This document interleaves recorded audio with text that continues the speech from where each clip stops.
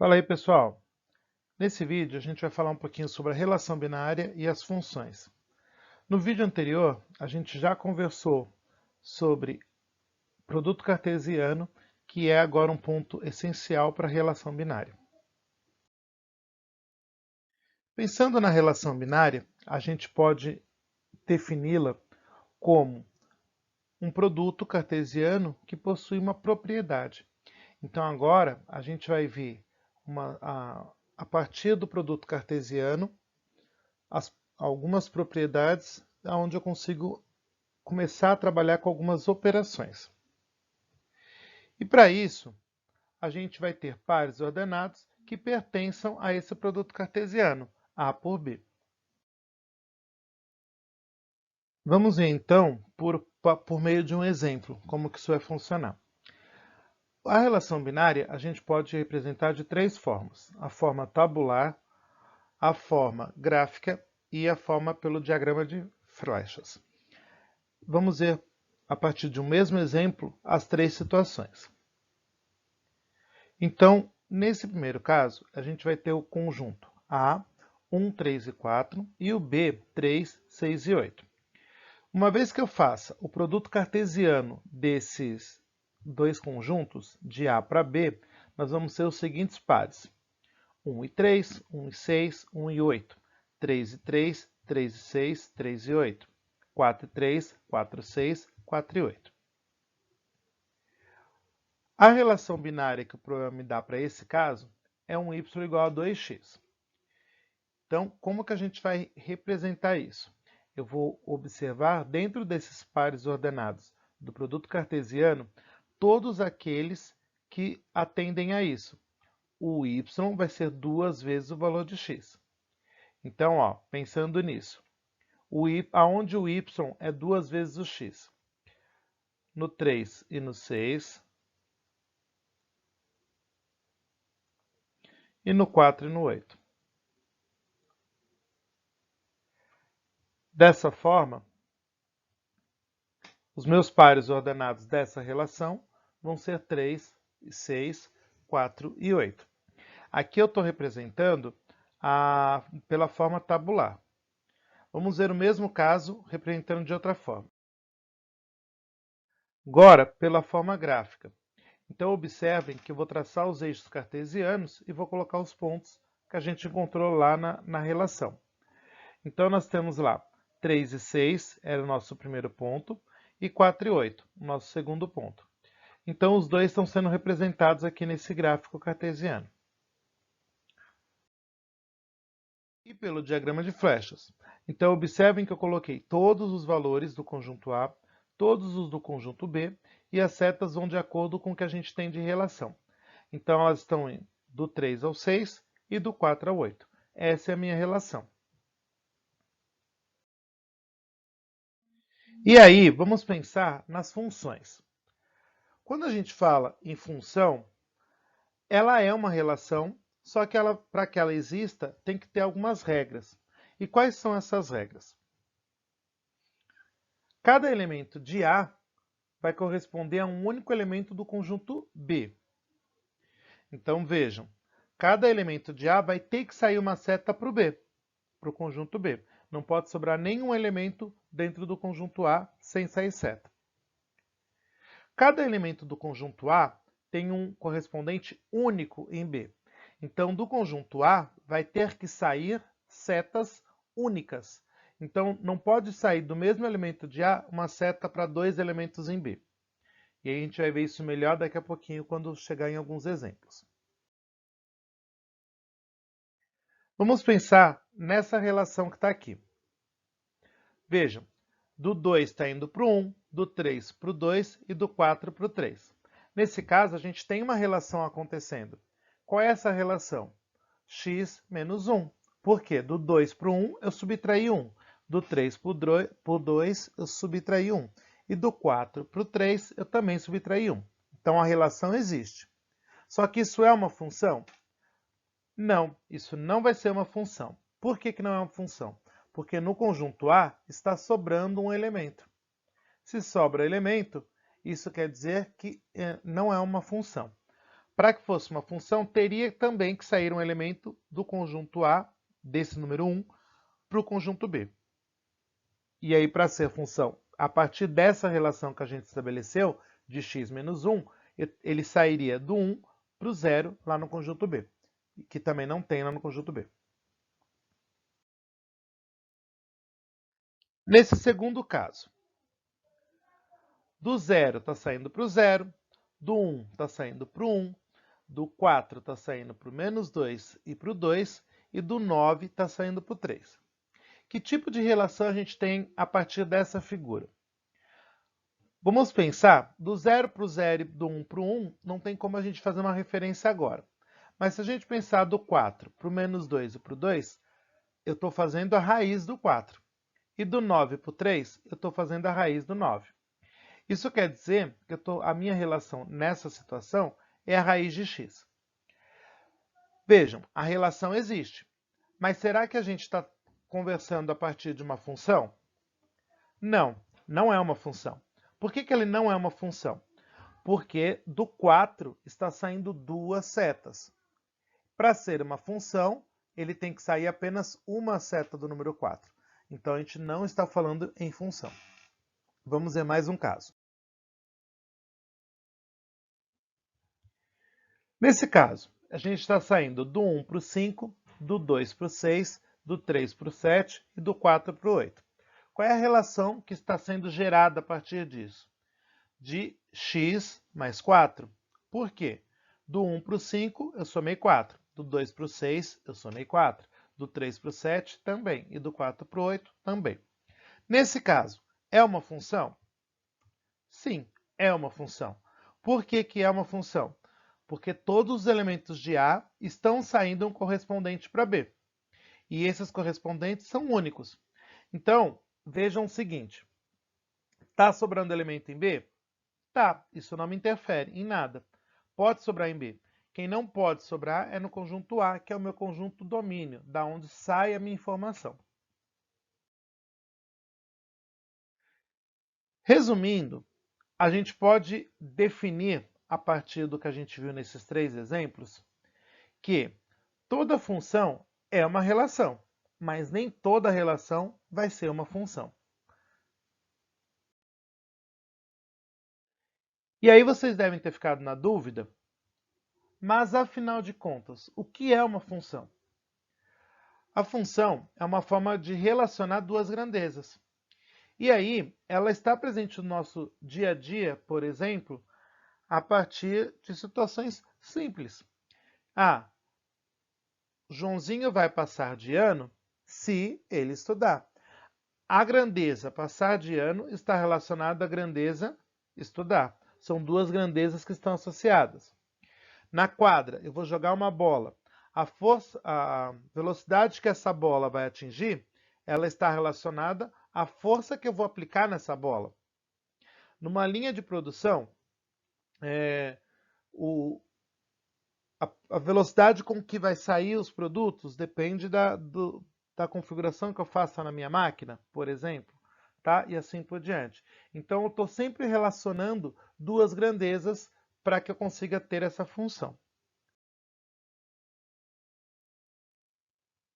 De modo geral, quando eu vou pensar na questão de função, eu tenho dados dois conjuntos A e B e uma relação entre eles.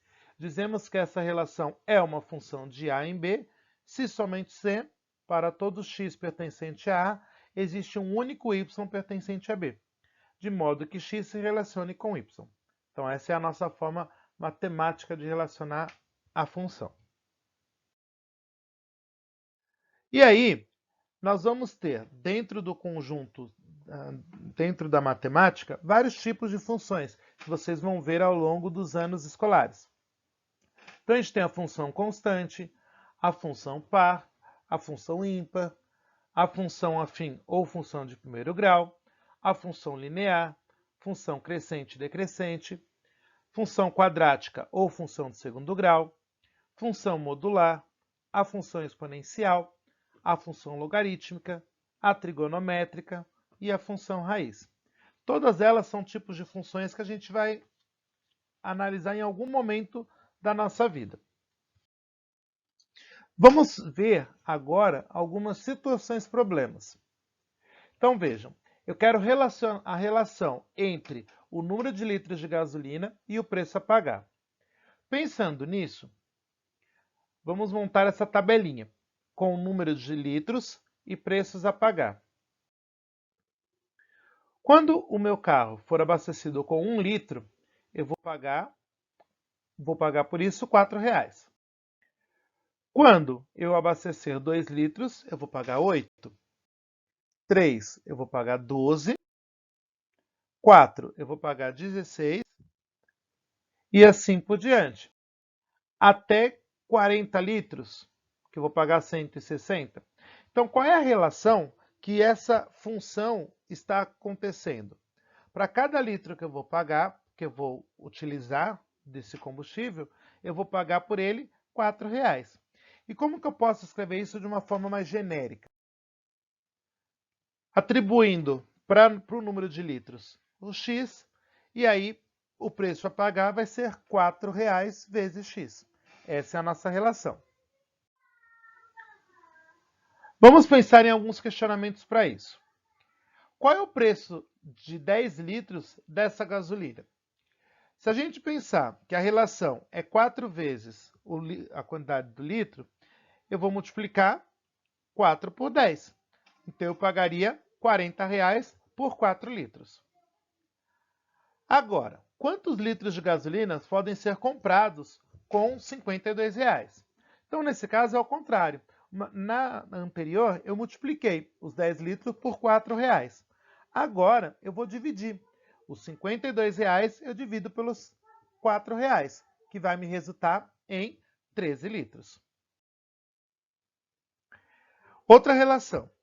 Relação entre a medida do lado de um quadrado e o seu perímetro. Lembrando, perímetro é a soma de todos os lados de uma figura plana. Pensando nisso, vamos montar uma tabelinha também. Então, com a medida do lado e o perímetro. Quando o meu lado for 1, o perímetro desse quadrado vai ser 4. Por quê? Porque eu estou falando em uma figura, um quadrado é uma figura de 4 lados, onde os 4 lados são iguais. Se eu quero o perímetro, vai dar 4 vezes 1. Se o meu lado for 2, o meu perímetro vai ser 8.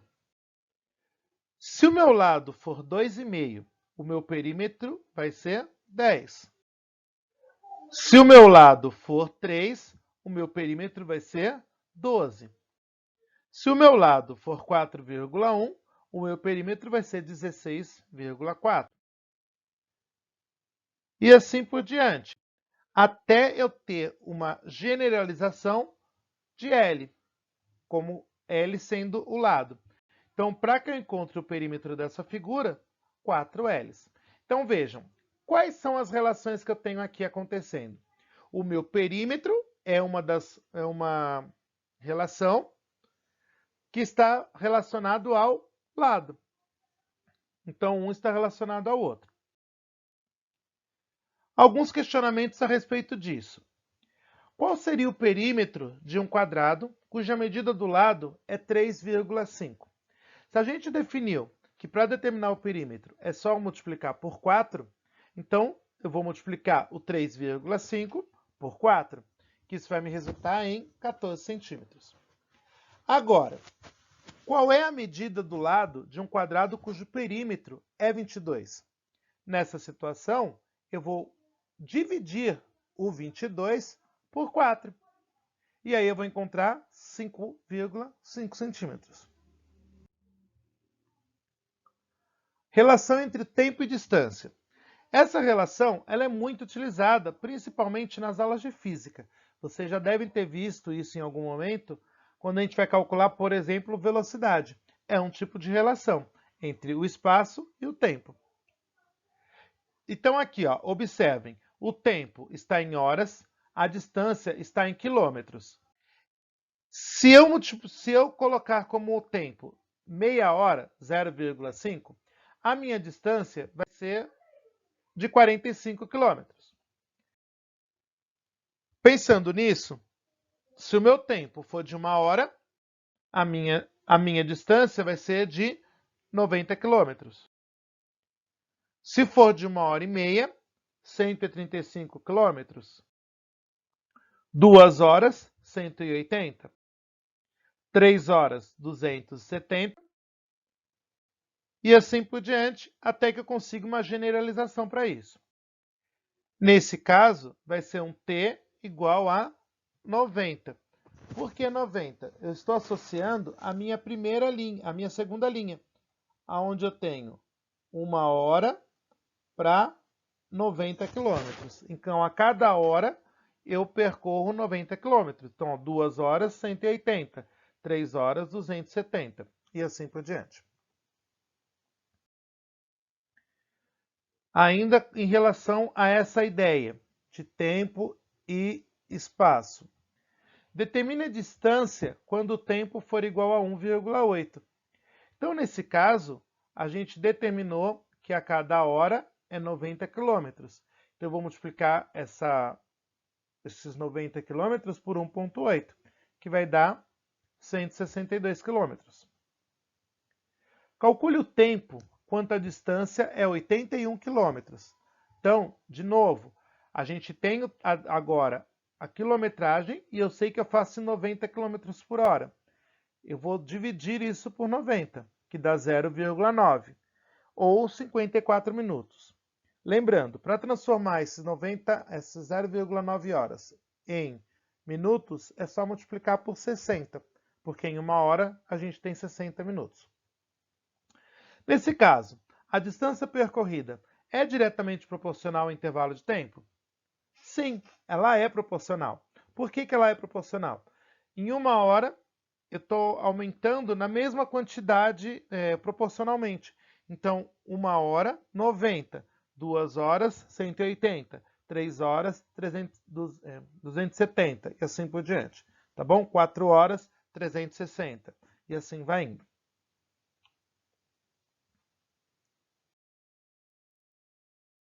Agora, para finalizar, a gente vai falar um pouquinho sobre o domínio, a imagem e o contradomínio de um conjunto. Pensando nessa ideia do que é domínio, contradomínio, são 3 elementos básicos, né, que compõem as funções matemáticas, das mais simples até as mais complexas, né, que são o domínio, a imagem e o contradomínio. O domínio de uma função corresponde ao conjunto de partida, ou seja, de onde partem as flechas. Enquanto os elementos atingidos pelas flechas relacionam-se à imagem. Já o contradomínio é aquele conjunto que recebe a flecha. Então vamos observar um caso. Se eu tenho esse conjunto A, onde as flechas estão saindo do 1, do 2, do 3 e do 4. Então está saindo de todos os elementos. E o conjunto B está recebendo flechas 5, 6, 7 e 8. O 9 e o 10 não recebem flecha. Vamos analisar essas informações. Se eu estou pensando no meu conjunto domínio, esse conjunto domínio vai ser o conjunto A. Observem que o domínio é da onde sai a seta. Isso não quer dizer que necessariamente tem que ser só dos elementos. É do conjunto da onde sai a seta. O contradomínio é o conjunto que recebe a seta, mesmo que esse conjunto sobre elementos não recebendo seta. Já a imagem são os elementos que efetivamente receberam seta. Então, no nosso caso, 5, 6, 7 e 8. Pessoal, por enquanto, para o vídeo não ficar tão longo, a gente vai parar por aqui. No próximo vídeo, a gente vai reforçar um pouquinho mais essa questão do domínio de uma função e a gente vai tratar sobre a representação gráfica dessa função, tá ok? Então, espero vocês no próximo vídeo. Obrigado pela atenção de todos vocês até aqui. Não esqueçam de curtir o vídeo e de se inscrever no canal. Até mais!